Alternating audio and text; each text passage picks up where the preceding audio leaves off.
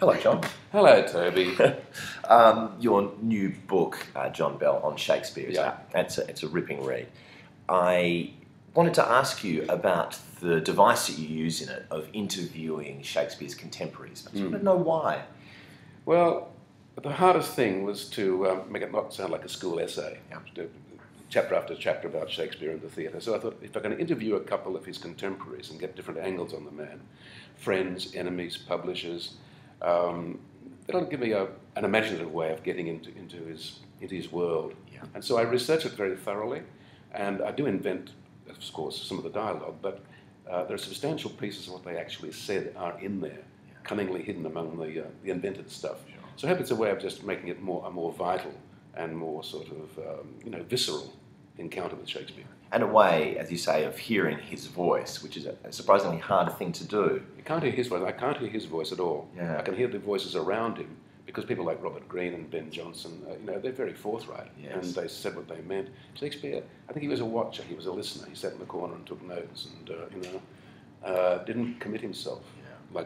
He wasn't a boisterous companion like Marlowe, for instance. He wouldn't be debauched. They said he used to go home and write.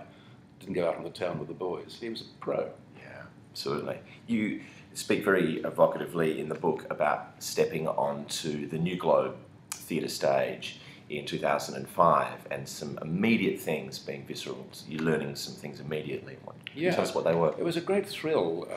We were over there touring and they let us go onto the stage. The Comedy of Errors was touring to England, and the actors were invited to go onto the stage and to stand behind the curtain and then walk through onto that space and look out at the Globe Theatre. It was a fantastic experience.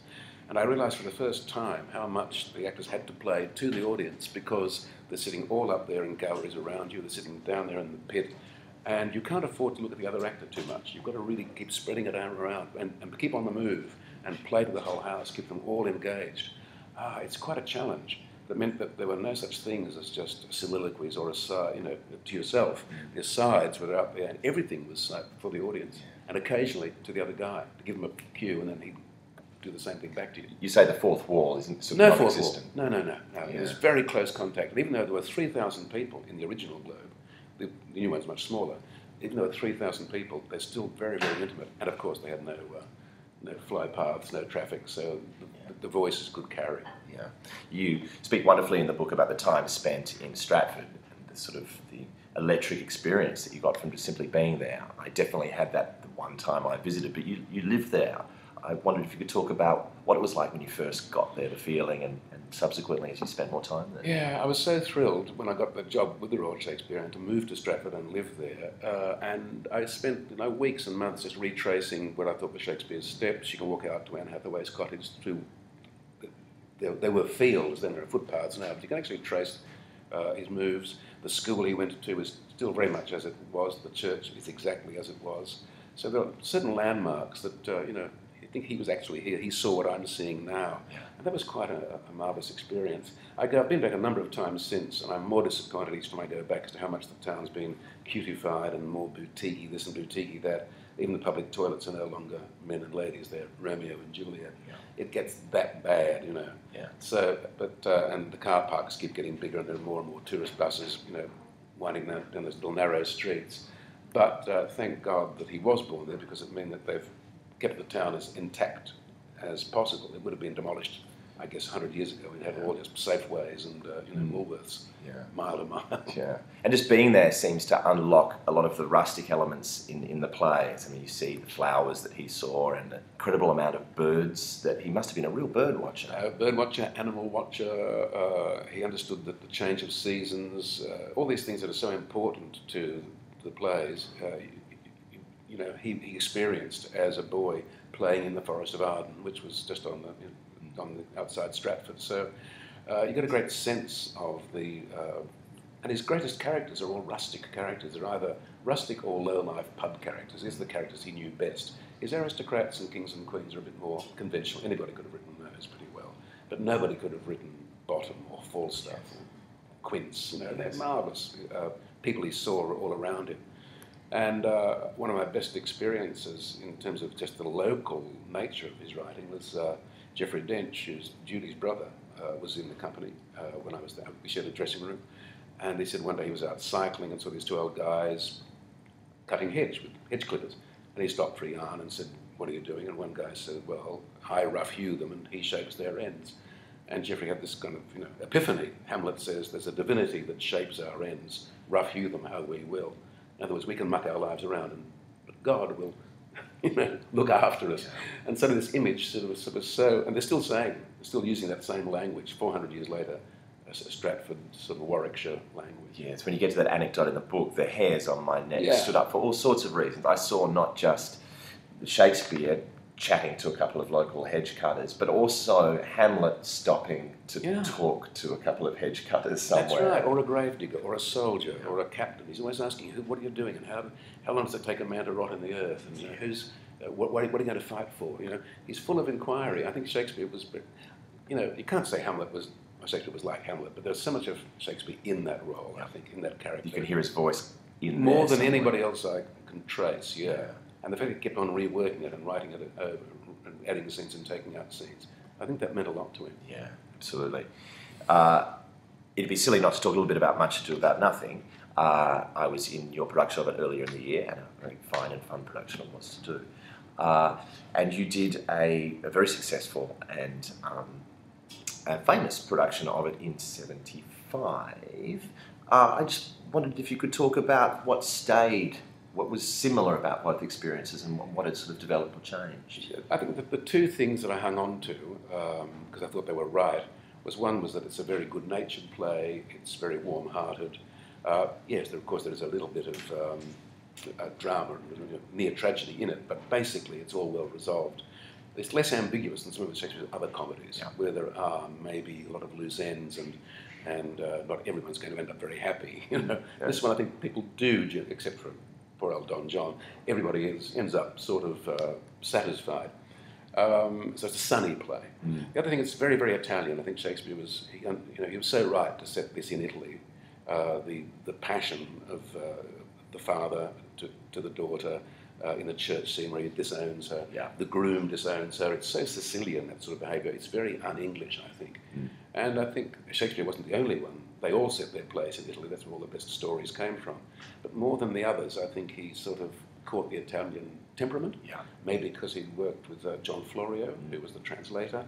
And maybe because his mistress, Emilia Bassano, maybe he learnt some stuff from her about the Italian temperament. I don't know. A few Italian soldiers down the pub. Yeah, maybe. And sailors. I mean, the shifting population in London around South Bank, he learned a lot just from sitting and watching and listening. When you did that production in '75, you had an accent. You used an accent for which was sort of a broad greengrocer's accent. I thought that was really interesting. Why did you do that? Well, when I came back from England in 1970, having worked with the Royal Shakespeare all those years and really sort of worked on being very English, when I got back here, the whole country was so different. It had changed in the 5 years I was away. It was more aggressive, more kind of it's time sort of feeling, and a nationalistic feeling, almost a jingoistic feeling in the air, and the minerals boom was at its height. And I thought, that sort of English Shakespeare won't work here. We've got to find a Shakespeare that belongs to this country and speaks to us in a way and sounds the way we do. So one way of crashing through that sort of old-fashioned English way of acting Shakespeare was to put on Italian accents, greengrocer accents, just as a rehearsal technique to get the actors away from being classical. Came the day and I said, let's drop the accents. And they said, no, we can't. The accents are now part of the character, so they stayed. The actors insisted. Yeah, they insisted to hang on to them.